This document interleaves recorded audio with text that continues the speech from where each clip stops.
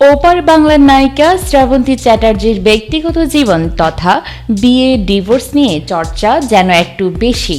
3বার ভেঙেছে এই নায়িকার সংসার, কিন্তু ভালোবাসায় ভরসা রাখেন অভিনেত্রী।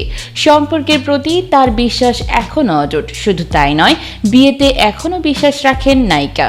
সম্প্রতি এক সাক্ষাৎকারে এমনটি বললেন শ্রাবন্তী। নায়িকা বলেন, আমি এখনো বিয়েতে বিশ্বাস করি, কারণ আমি আমার বাবা মাকেও দেখেছি। আমি মনে করি যারা বিয়ে করছেন তারা ভালো থাকুন, তাদের যেন একে অপরের প্রতি স্বচ্ছতাটা বজায় থাকে। কেন বিয়ে করবে না, এটা তো আমরা বহু বছর ধরে দেখে আসছি। কিন্তু নায়িকার কোনো দাম্পত্য সম্পর্ক স্থায়িত্ব লাভ করেনি। কোথায় ভুলটা ছিল? এমন প্রশ্নের শ্রাবন্তীর জবাব, আমার যেটা ভুল ছিল, আমি জীবনে ভুল মানুষ বেছে নিয়েছিলাম, যেটা হয়তো আমার আরও ভালো করে বুঝে নিয়ে করা উচিত ছিল।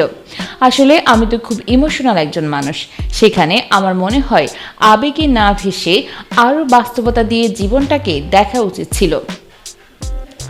আমি বলবো, নিজের ভালো থাকাটা খুব গুরুত্বপূর্ণ, পাশাপাশি নিজের সম্মানটা যেখানে বজায় থাকবে সেখানে এগিয়ে যাওয়া উচিত। নায়িকা আরও বলেন, একটাই জীবন, তাই লোকে কি বলছে না বলছে সেটা দেখে এগিয়ে যাওয়া উচিত নয়। নিজের মন যেটা বলছে, যেটা করলে আপনার ধারণা আপনার ভালো হবে, সেটাই করা উচিত। বয়স 18 হওয়ার আগেই পরিচালক রাজীব কুমার বিশ্বাসকে বিয়ে করেন শ্রাবন্তী। এই বিয়ের সূত্রেই ছেলে ঝিনুক ওরফে অভিমন্যুকে জন্ম দেন তিনি। তারপর অবশ্য 2016 সালে রাজীবের সঙ্গে বিচ্ছেদের পথে হাঁটেন অভিনেত্রী। এরপর শ্রাবন্তী ফের প্রেমে পড়েন, ফের বিয়ের পিঁড়িতে বসেন কৃষাণ ব্রিজের সঙ্গে। তবে দ্বিতীয় স্বামীর সঙ্গে সেই বিয়ের মেয়াদ ছিল মাত্র 1 বছর। তারপর ফের তৃতীয়বার রোশন সিংকে বিয়ে করেন শ্রাবন্তী।